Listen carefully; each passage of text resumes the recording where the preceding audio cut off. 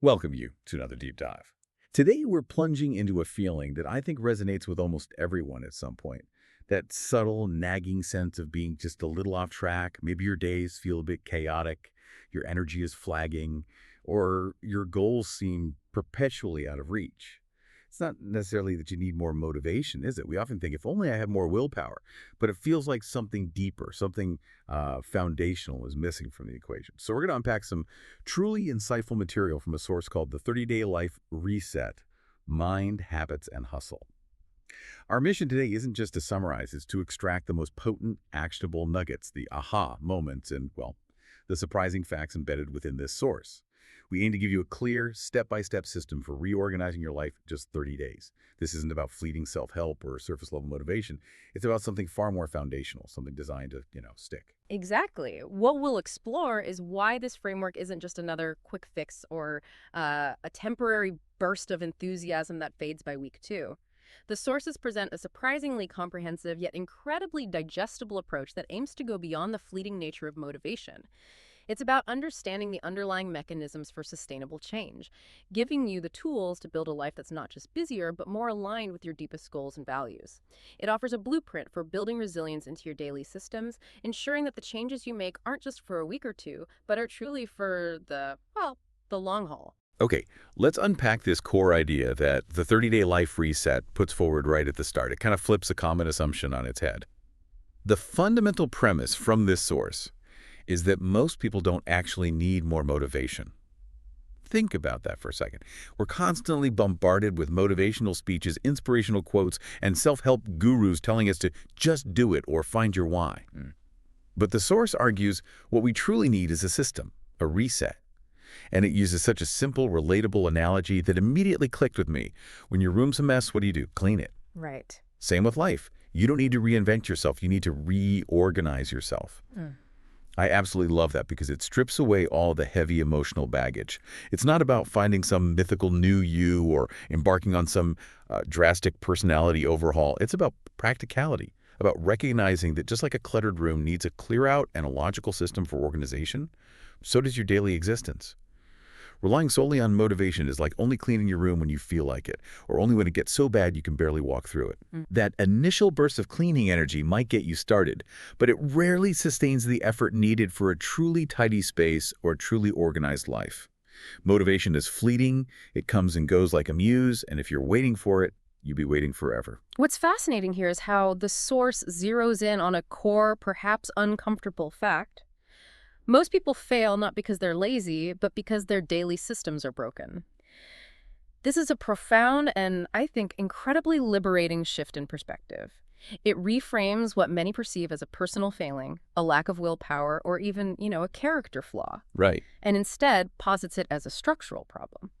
If you're constantly struggling to maintain habits, or if you feel perpetually overwhelmed by your to-do list, the issue isn't necessarily a flaw in you. It's a flaw in the system you're operating within. Think of it like trying to drive a car with a perfectly good engine but a broken transmission. That's a great analogy. You have the horsepower, but it's not being transferred effectively.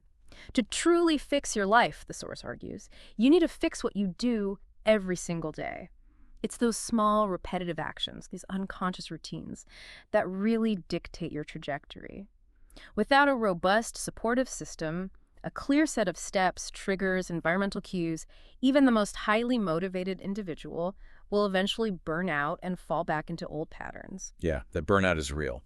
This distinction is crucial for you, the listener, because it immediately takes the burden of self-blame off your shoulders. It transforms the problem from an insurmountable personal failing into an actionable, solvable engineering challenge, designing better systems. It's about engineering your environment and your routine for success, rather than hoping for a perpetual state of high motivation that, frankly, is just not sustainable. That core distinction between motivation and a reliable system is profound. But for many, the idea of a system still feels abstract, maybe, like something only tech gurus or hyper-organized people can implement. How does the 30-day life reset translate this powerful concept into concrete, actionable steps? Yeah. What's the initial blueprint it lays out? That's an excellent point. And the genius of this source lies in its practicality. It doesn't just theorize. It offers a phased, structured approach. It confronts that very common feeling you mentioned, that we're just lazy by reframing it. The book argues quite powerfully that most people fail not because they're lazy, but because their daily systems are broken. Mm. This shifts the entire paradigm, moving beyond self-blame to a solvable engineering problem. And the solution is this beautifully structured, progressive 30-day framework broken down into weekly phases. This isn't one of those change everything at once plans that inevitably lead to burnout. We've all been there. Oh, absolutely. This phased approach cleverly avoids that common pitfall of starting too big and quitting early, which, let's be honest, we've all done at some point. It's about building momentum incrementally, establishing a stable foundation before adding new layers. Okay, so having laid that crucial conceptual groundwork, the 30-day life reset doesn't waste any time. It immediately shifts into what you might call the foundational cleanse.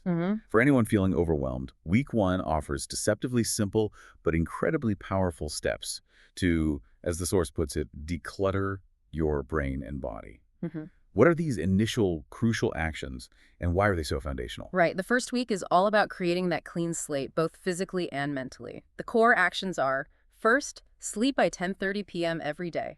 And this isn't just about getting enough sleep, but getting it consistently and at a specific earlier time. That consistency is key, isn't It it? really is. Second, walk 15 minutes every morning. And third, delete 3 digital distractions, specifically calling out things like Instagram, endless YouTube scrolling, and toxic WhatsApp groups. Here's where it gets really interesting, because the source immediately explains the why behind these seemingly simple actions. It states, this sets your mind for clarity and your body for energy. Think about the immediate impact. If you're consistently going to bed at an earlier set hour, your body's natural circadian rhythms start to align. The morning walk isn't about an intense workout, it's about movement, fresh air, and often crucial sunlight exposure first thing, which primes your body and mind for the day. And deleting those digital distractions, that's not just saving time, it's like reclaiming vast acres of mental real estate. Yeah, that's a good way to put it. Imagine the sheer volume of noise, triviality, and often negativity that can seep into your brain from endless scrolling or engaging in toxic group chats. This initial week is about clearing the decks, both physically and mentally, creating the fertile ground for everything else to flourish. It's about creating bandwidth. And delving deeper into the profound impact of these foundational habits. It's easy to dismiss them as too basic, maybe, but their effects are truly synergistic. Take the sleep directive. Consistently sleeping by 10:30 p.m. isn't just about energy, it's absolutely crucial for cognitive function. During deep, non-REM sleep stages, your brain literally clears out metabolic waste, including beta amyloid, which has been linked to long-term cognitive issues. Wow. Think of your brain's unique lymphatic system as a nightly cleanup crew, effectively flushing out the mental toxins accumulated during the day. Without adequate, consistent sleep, you experience decision fatigue much more rapidly. Your ability to focus, to make good choices, and to regulate your mood all plummet. Okay, so it's much more than just feeling tired. Much more. By fixing your sleep, you're not just getting more rest, you're fundamentally improving your brain's operating system, making every subsequent decision easier. And the digital declutter. Its effect is subtle but profoundly impactful on mental space and focus. Consider your mind as a computer with too many tabs open, all running in the background. Each notification, each mindless scroll, each argument in a group chat draws a tiny but cumulative bit of processing power and attention. You feel that drain, don't you? Absolutely. These apps are designed to be addictive, hijacking your dopamine pathways with intermittent rewards. By removing these, you're not just freeing up time, you're significantly reducing cognitive load and impulse control demands, which directly translates to improved focus, reduced anxiety, and more mental bandwidth for intentional thought and action. It's about creating a quiet internal environment where genuine clarity can actually emerge, rather than just reacting to external stimuli. It's like turning off the noisy fan in the room so you can finally hear yourself think. That makes so much sense. It really is about creating the fertile ground for everything else.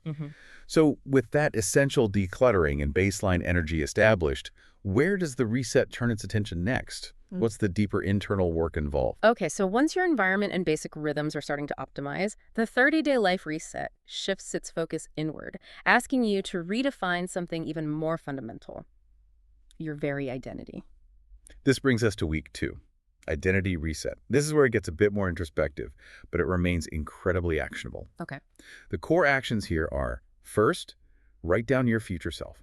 Who are you becoming? And this isn't just a vague aspiration, it's about concretely defining that person. What do they value? How do they act? Getting specific. Exactly. Yeah. Second, start one daily habit. The source gives options like reading, learning something new, focusing on hydration or meditation. It allows you to pick what resonates most and, importantly, aligns with that future self you just defined. Well, the alignment is key. Crucial. And third, use a simple notebook or app to track your consistency for that new habit. The powerful why behind this week, as stated in the source, is truly the game changer. You must think like your future self to become that person. This isn't just about doing things, it's about embodying a new identity. If you see yourself as a reader, you read. If you see yourself as a disciplined person, you act disciplined. It's about aligning your actions with the person you aspire to be, rather than waiting to feel like that person to start doing the actions. It's an inside-out approach to change. And if we connect this to the bigger picture, we're talking about the powerful psychological concept of identity-based habits, which researchers like James Clear have popularized. When you define your future self, you're essentially creating a powerful internal compass for your daily choices. Instead of asking, what should I do, you start asking, what would the person I want to become do in this situation? Oh, that's a powerful reframe. Isn't it? It frames your choices not as chores, but as affirmations of your desired identity. For example, if your future self is a lifelong learner, picking up that book for 15 minutes each day becomes less about obligation and more about living up to that identity.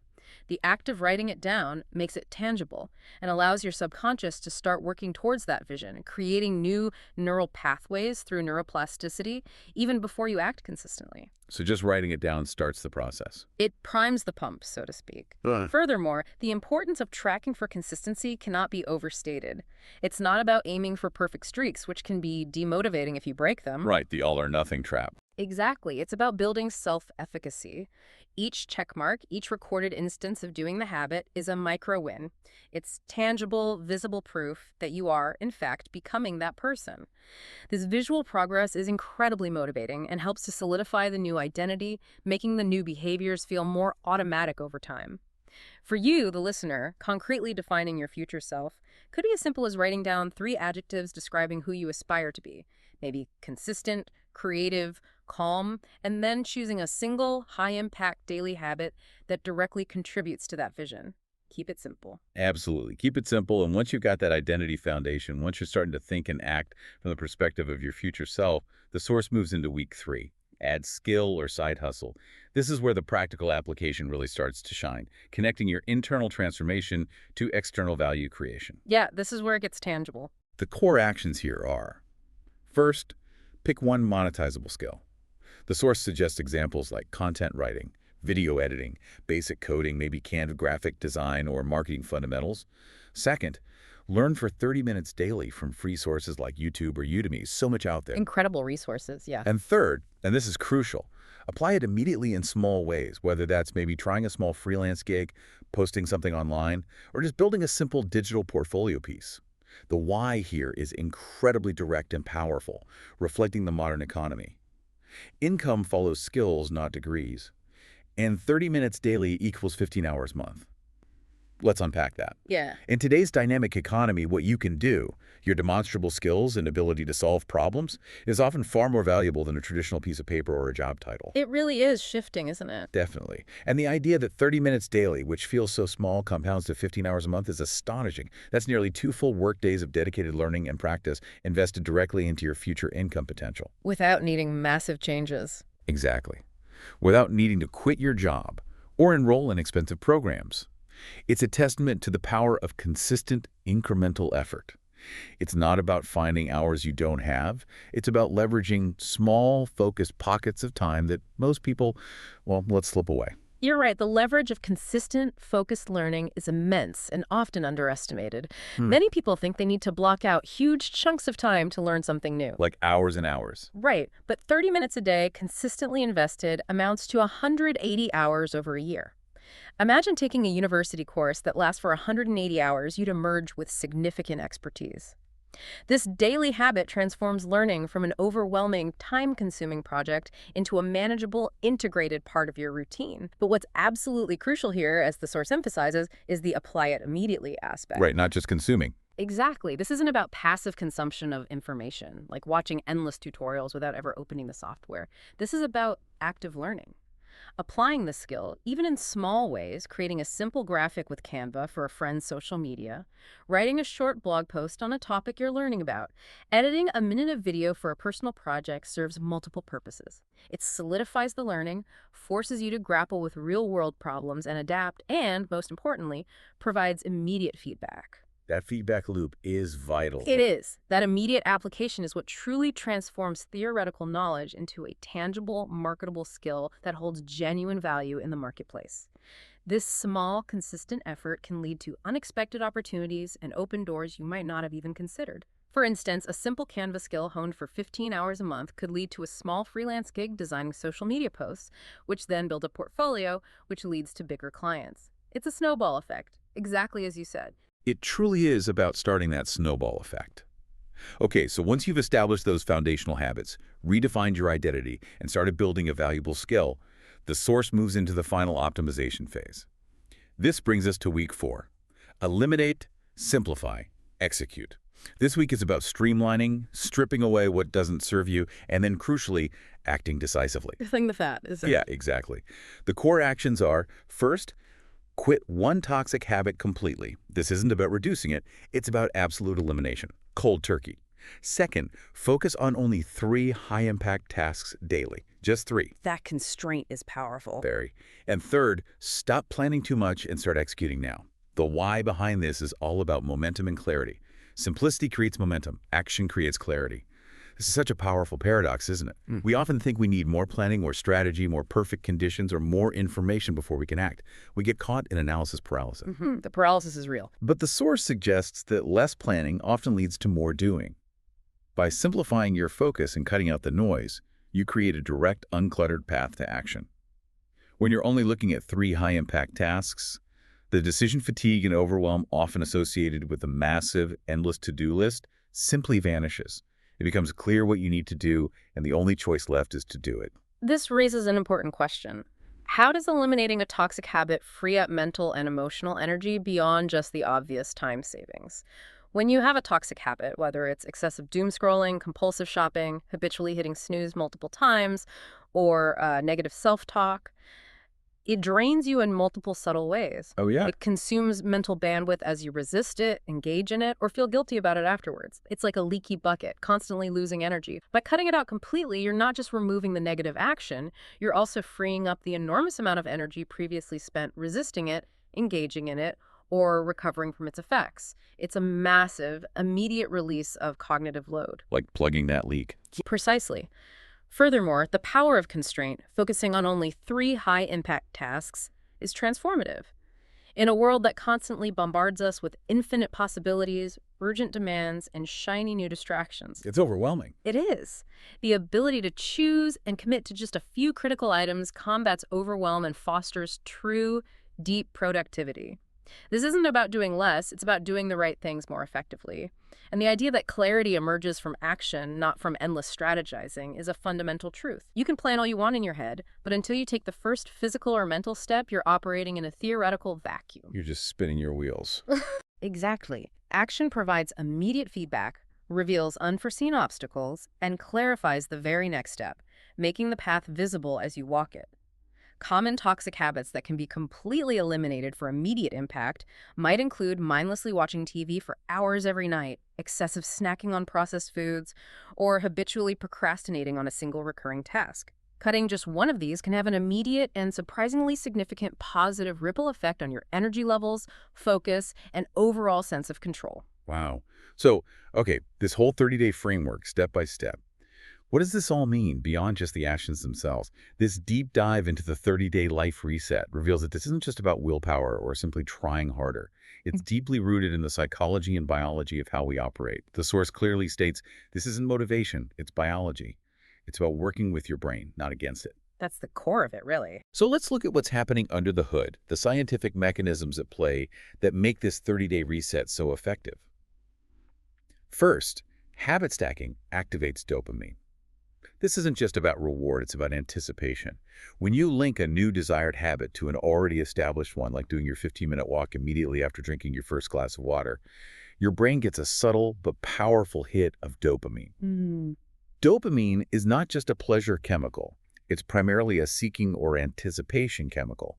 It literally trains your brain to want to do the new behavior, making it feel less like effort over time. It builds that craving in a positive way. Exactly. Second, and critically, sleep fixes decision fatigue and dramatically improves focus. We touched on this in week 1, but it's worth reiterating. When you're sleep deprived, your brain literally gets tired of making decisions. Researchers have shown that the prefrontal cortex, responsible for executive functions like decision-making and impulse control, becomes significantly impaired with insufficient sleep. It's like running on low battery. Totally. Every choice, no matter how small, depletes your finite willpower like a battery. Good, consistent sleep is like fully recharging that battery, replenishing your cognitive resources, making it exponentially easier to stick to your plan and avoid analysis paralysis or impulsive choices. That recharge is crucial for everything else. Third, micro wins give confidence and rebuild identity. Each small success, whether it's consistently going to bed on time, tracking your new daily habit, or applying a newly learned skill, is a tangible piece of evidence that you can do it. Think of it like collecting tiny puzzle pieces that, when assembled, form a new, stronger self-image. I like that image. These tiny victories accumulate, building momentum and fundamentally rebuilding your self-perception from someone who struggles to someone who consistently follows through. This directly feeds into the identity reset we discussed in week 2, creating a powerful positive feedback loop. Proof in action. Fourth, digital declutter restores willpower and attention. This is a massive one in our modern world. Think about how much mental energy you expend resisting the urge to check your phone, scroll through endless feeds, or respond to every notification. It's constant. It is. Neuroscientists point out that every time you fight that urge, you're depleting your finite willpower. Apps and platforms are explicitly designed to create attention residue and hook you with intermittent rewards, literally hijacking your brain's reward pathways. They're engineered for it. Absolutely. Wow. By removing those digital distractions, you're not just saving time, you're actively preserving your cognitive bandwidth and willpower for things that truly matter, making it easier to engage in focused, deep work. Freeing up those resources. And finally, and perhaps most profoundly, daily, consistent effort literally rewires your brain. This is called neuroplasticity. This isn't just a metaphor. It's a biological reality. This is so important. Your brain is not a static organ. It's constantly changing, forming new connections, strengthening existing ones, and even pruning unused ones based on what you consistently do, think, and experience. When you consistently engage in new behaviors like learning a skill for 30 minutes daily or committing to regular sleep, you are physically creating new neural pathways, strengthening those connections and making those behaviors easier, more efficient, and more automatic over time. You're carving new paths. You are quite literally changing the physical structure of your brain, making the desired habits the path of least resistance. Synthesizing these points, what becomes crystal clear is that the 30-day reset framework isn't arbitrary or based on some feel-good platitude. It's meticulously designed to work with your brain's natural mechanisms rather than fighting against them. It's a scientifically informed approach that leverages dopamine for habit formation, optimizes cognitive function through consistent sleep, builds self-efficacy with measurable micro-wins, preserves precious mental resources by removing distractions, and fundamentally reshapes your neural pathways through consistent effort. It's not about forcing yourself through sheer grit alone, but about creating an internal and external environment and a routine where success becomes the path of least resistance. It's engineering success. Exactly. Reinforcing the idea that these are biological principles, not just motivational fluff, is crucial. This gives you, the listener, a deeper understanding of why these actions are effective, empowering you to stick with the reset and trust the process.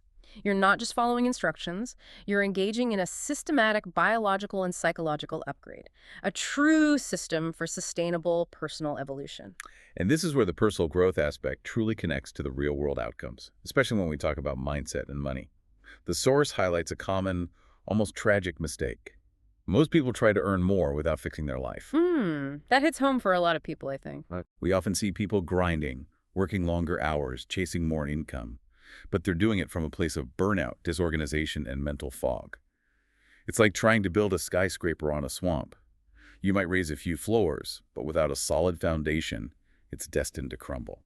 What's fascinating here is the absolute clarity on why wealth, true freedom, and sustained success aren't possible without the foundational elements of energy, focus, and discipline that this reset builds. Without these, any attempts to scale up your income or impact are often unsustainable. You might make more money, but you'll likely be sacrificing your health, your relationships, your peace of mind, or even your sanity in the process. The cost becomes too high. Exactly. The reset creates a robust internal infrastructure that supports external growth. It allows you to approach income generation, skill acquisition, and time management from a position of strength and clarity rather than desperation or exhaustion. True wealth isn't just about the numbers in your bank account. It's about the freedom and peace of mind that comes from having your life in order, from having the clarity to pursue meaningful work, and the time to enjoy it. It's a holistic view of abundance. A holistic view. I like that. And this leads to a fantastic four-step virtuous cycle presented in the source, showing how a personal reset can truly become a pathway to wealth, broadly defined. It flows like this. First, use your clarity to learn a skill. Remember those initial weeks of decluttering your brain and body and getting crystal clear on your future self. That foundational work. That newly liberated mental space, that improved focus, that restored willpower, that's your clarity. And now you're applying it to deliberately acquire a monetizable skill, as we discussed in week 3. You're no longer distracted or overwhelmed by decision fatigue. You have the mental bandwidth to absorb, practice, and retain new information effectively. This isn't passive learning, it's focused, intentional skill acquisition. Purposeful learning. Second, you use your skill to earn. This is the direct payoff, the tangible manifestation of your consistent effort. That skill you've been consistently learning and applying, even in small ways, now becomes a vehicle for income. Whether it's through freelancing gigs on platforms like Upwork or Fiverr, launching a small side hustle, or even leveraging your newfound competence for a promotion or new opportunities at your current job. Lots of possibilities. Your increased capability translates directly into tangible value in the marketplace. It's about providing a service or product that solves a problem for someone else and being compensated for that solution. Value exchange. Third, use your earnings to create time freedom. This is where it gets really powerful and often overlooked. It's not just about accumulating money for the sake of it. No, it's about leverage. It's about strategically using that money to buy back your most precious, non-renewable resource, time. This could mean outsourcing tasks that drain your energy, like hiring a virtual assistant for administrative work or a cleaning service for your home. It could mean investing in tools or software that automate repetitive tasks, freeing up hours in your week. Or it could simply mean reducing your reliance on a single income stream, giving you more flexibility and control over your schedule. Maybe working fewer hours or remotely. Right. Perhaps enabling you to work fewer hours or from anywhere. Even small initial earnings from a new skill can be reinvested into things that significantly free up your time. Maybe a subscription to a productivity app that saves you hours. Or even just ordering healthy meal prep so you don't have to cook, liberating an hour or two each day. Small investments, big time returns. This is how the cycle begins to compound. Your mental clarity translates into financial clarity, which then translates into lifestyle clarity. It builds on itself. And fourth, your quiets. Use that time to grow again. With this newfound time freedom, you're not just kicking back and relaxing, though strategic rest is certainly part of the equation. You're reinvesting that precious time into further growth. This might mean deepening your expertise in your existing skill, or learning another complementary skill, diversifying your capabilities. The stacking skills. It could also mean dedicating more time to your physical health and mental well-being, strengthening meaningful relationships, or pursuing personal projects and passions that bring you deep fulfillment. It creates a self-reinforcing loop. Clarity fuels skill acquisition. Skills generate income. Income strategically buys you back time, and that time fuels more holistic growth. Which in turn leads to greater clarity, expanded opportunities, and a more fulfilling life. This is exactly how a reset becomes wealth, not just financial wealth, but a holistic wealth of time, freedom, knowledge, and personal fulfillment.